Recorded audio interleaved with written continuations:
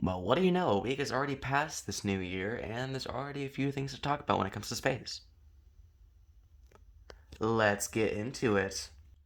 Hey guys, Galactic here, and I just wanted to say a couple of things before we get into this episode of Space News. Now, aside from this being the first video of the new year for me, which, yay for that, I also found out a few days ago that I have access to the community tab. So in there, I will probably be posting some stuff for the channel, like channel news, if you will, and maybe a few things about space here and there.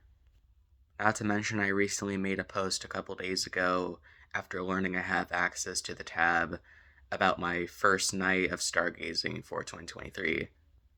But yeah, with that short message out of the way, let's blast off. So our first topic is the first full moon of the year. So the first full moon was known as the Wolf Moon, and it occurred on days January 6th and 7th. The Wolf Moon gets its name because of how January is a time where the howling of wolves can be heard in places from Europe and the Americas. Just like any other full moon of the year, this one also has different names from different cultures. There's the southern hemisphere with a few names like the Hay Moon, the Buck Moon, the Thunder Moon, and the Mead Moon. There's also a few other names too, like from Chinese culture, the Holiday Moon. Then there's the Celtics with the Quiet Moon, North American culture with the Old Moon, and then the Cherokee with the Cold Moon. If you were like me and ended up missing this moon, and for my reason because of the clouds in the sky, do not worry. The next moon for the year will take place in February and is called the Snow Moon. Now I have one more topic to discuss, and that is the fact that there is going to be a comet flying by later on this month. This comet goes by the name of C/2022 E3 ZTF.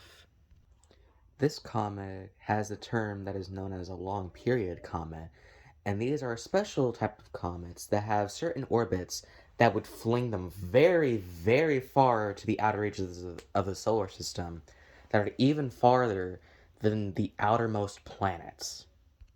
The approximate orbital time for this comet is roughly about 50,000 years. Thus, the last time this comet was seen in the night sky, that was when our entire planet was pretty much a ball of ice. This comet will have its closest interaction with the sun on January 12th, but afterwards it will go flying back to the outer reaches of our solar system. But on its way, it will have a close flyby with Earth on February 1st. The comet will be best seen during pre-dawn hours. Now, one more thing to say before I end up ending this episode. The planets Jupiter, Saturn, Venus, and Mars will be in some kind of planetary parade with each other. Unfortunately, though, Saturn will eventually be crossing paths behind the Sun, but before it does that, the planet Venus will end up having a close little conjunction with the planet Saturn. Well, that just about wraps up this episode of Space News. Thank you all for watching. Make sure you keep your eyes out for more posts in the community tab. And as always, yeah, keep on stargazing. Bye.